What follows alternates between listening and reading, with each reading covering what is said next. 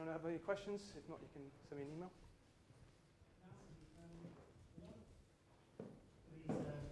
Comparison sites.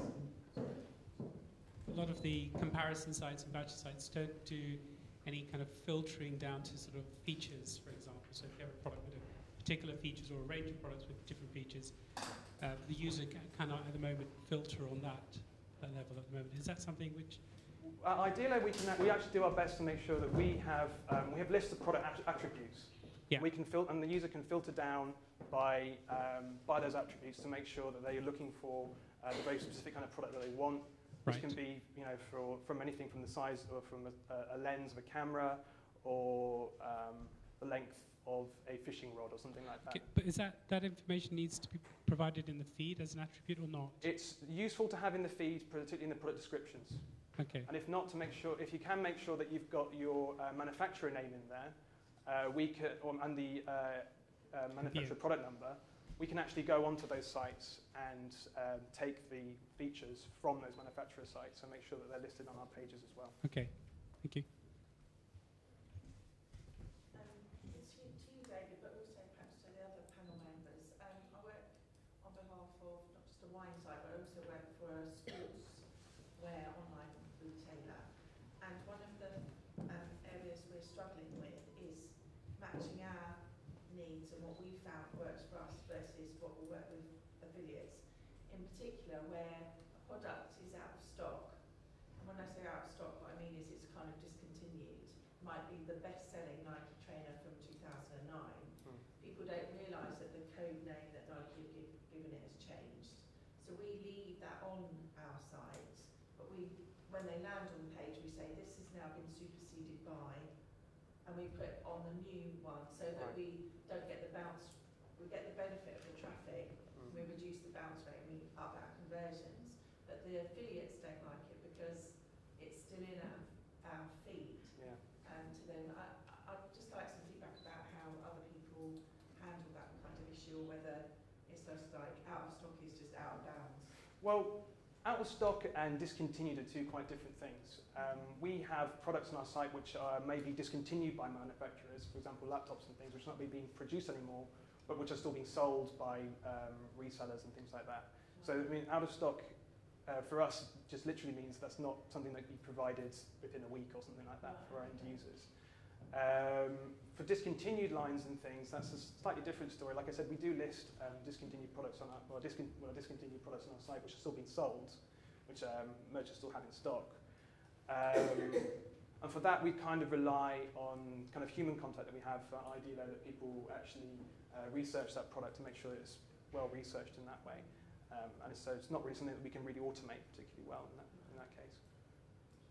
If I may, there's a field in certainly the Webgains data feed, which is availability, yes or no. And yes, no, you can still have it in your product feed, but if it's not available, you put no, so the affiliates can then make a decision based upon that from the data feed. So there's a working example there for you. Yeah. You still land them on the old product page, but then tell them that they can read it. Yeah, so it sounds perfectly valid to me. It's a marketing method. The fact is that product isn't available to buy anymore, and you're offering them information about something else. How do you cope with the pricing? You mentioned the pricing challenges. You mentioned that on the comparative site, you have a certain price, and you go to the merchant site, and the price may change. This is interesting because it reminds me of the Fujifilm situation a long time ago now, where they advertised the cameras for about £7 each or something, and they had this tremendous demand for it. And there was a legal issue, which was quite a clear legal issue, where it was an invitation to treat on offer. But I think Fujifilm backed down and just gave everybody the cameras anyway. I think about 7 cameras, and now 100, 500 cameras.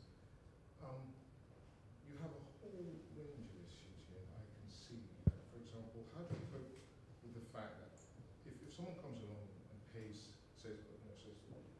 offers 228, and then just after they offer the 228, the price changes. How do you also cope with, say, for example, the as you say, we're in Germany, France. Is the denomination, the currency denominations,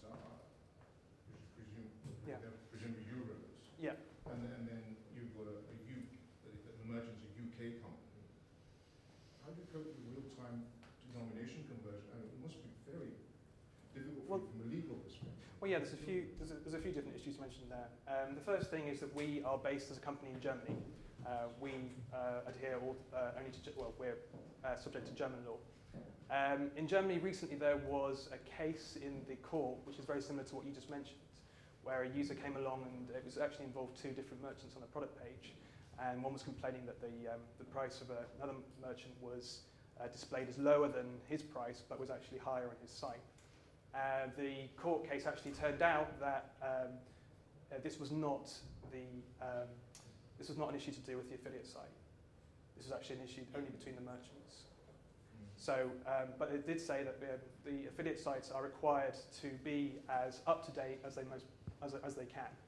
And how Idealo have how we've tackled that is to make sure that we update our products automatically. We download those from our merchant data feeds as often as we can. So kind of at least, like I said, with at least every hour. And that's kind of what that's what the court recommended. That well, first of all, there's a disclaimer on the site saying that the prices may differ to those which you see on the merchant site, and secondly, to make sure that those are updated as often as they possibly can be.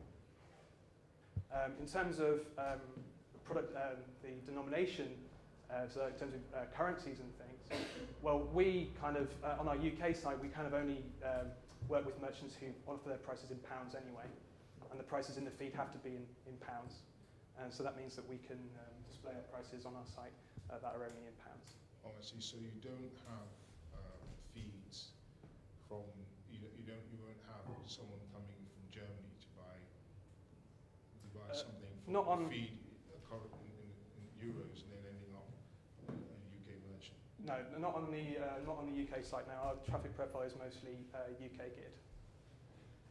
Okay, well that's interesting because